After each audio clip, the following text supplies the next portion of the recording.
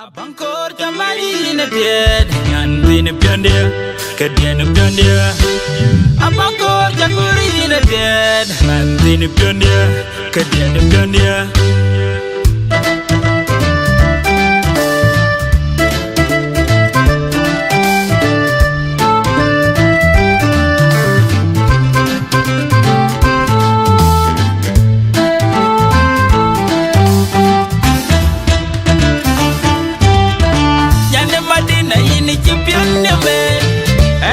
Panduan buruai tuluabai Pionieru kai Ajidol kenia dunde Pionieru janta wedu Pio jaguk yana jaban long Cara marman panda kuku banjawai Raya bukul ke panduan Para marman panda kuku banjang wai Ting piondu jipionnya me Kunang adenu yana jame kaya Nyana baik kau nyang ini jame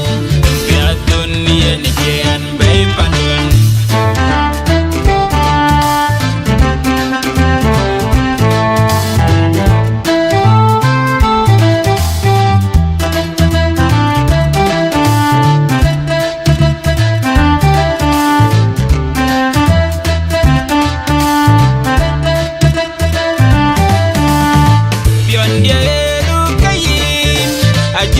Kaya ni adun dia Bion dia eru jangka wedu Biawa jogong iyan aja balong Nyaraman menupan aku bubanjang Raya pukul ke pandun Baramar menupan aku bubanjang Wayi Bion dia eru kayin Aji dual kaya ni adun dia Bion dia eru jangka wedu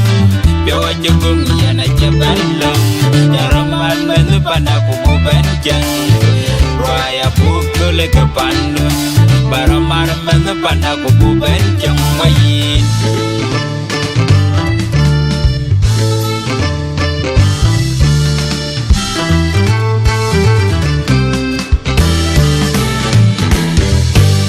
Jampial tawa manjang acubani Acuri raculia bawa jemar Wangot ke kana pol mama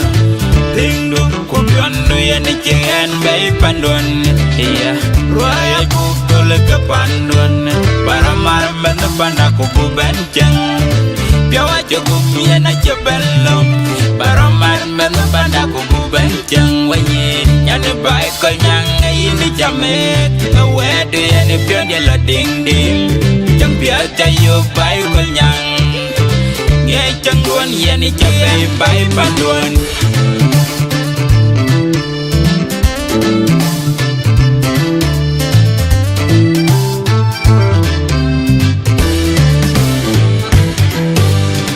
Yana Madina ini jempiannya me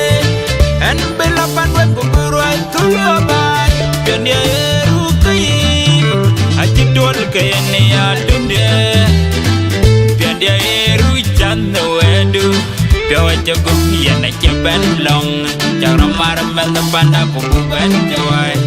Raya pukul ke panduan Para marman panda kuku banjang wayin Ting piondu jipionnya me Kunang adenu yana jame kaya Nyana baik kau nyang ini jame